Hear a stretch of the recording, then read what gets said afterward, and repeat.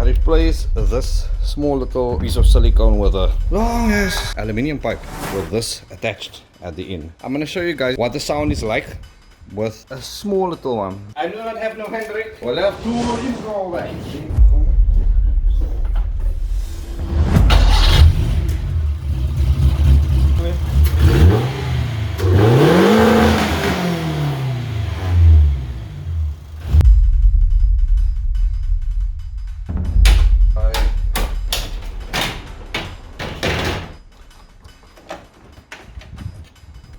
But this is a pipe we'll be using.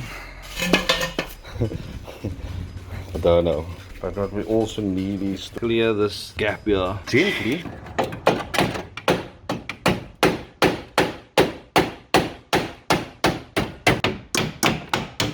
Should be fine now. Trick.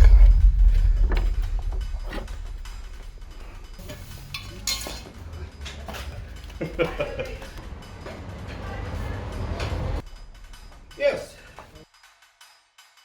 Put the